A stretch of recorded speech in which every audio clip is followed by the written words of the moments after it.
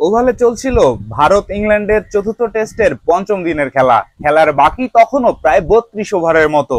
ঠিক সেই সময় বেন স্টোকস এগিয়ে গেলেন ড্রয়ের প্রস্তাব নিয়ে, যেখানে 89 রানে অপরাজিত ছিলেন রবীন্দ্র জাদেজা এবং ওয়াশিংটন সুন্দর।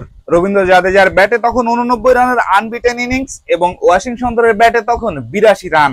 ঠিক এই মুহূর্তে কোনো দলই সেঞ্চুরির দেখা না নিয়ে ড্র মেনে নিতে পারে না, কিন্তু বেন স্টোকস ড্রয়ের প্রস্তাব দিলেন। রবীন্দ্র জাদেজা এবং ওয়াশিংটন সুন্দর সঙ্গে সঙ্গে তা প্রত্যাখ্যান করে দিলেন। এরপর তারা ব্যাট করলেন এবং তাদের ব্যাটে সেঞ্চুরি এলো। ওয়াশিংটন সুন্দরের কেরিয়ারের প্রথম টেস্ট সেঞ্চুরি আসে ওভাল টেস্টেই। এই ঘটনার পর তারা ম্যাচ শেষে যখন হ্যান্ডশেক করতে যায়, বেন স্টোকস তাদের সঙ্গে আর হ্যান্ডশেক করেননি। এই ঘটনাকে সঞ্জয় মাঞ্জরেকর বলছেন ছেলে মানুষই এবং ক্রিকেট স্পিরিটের পরিপন্থী একটি কাজ। তিনি বলেন যে বেন স্টোকস এর দলের যদি কেউ ঠিক এই মুহূর্তে এই পজিশনে ব্যাট করতেন, তিনি কি তবে ড্রয়ের প্রস্তাব দিতেন?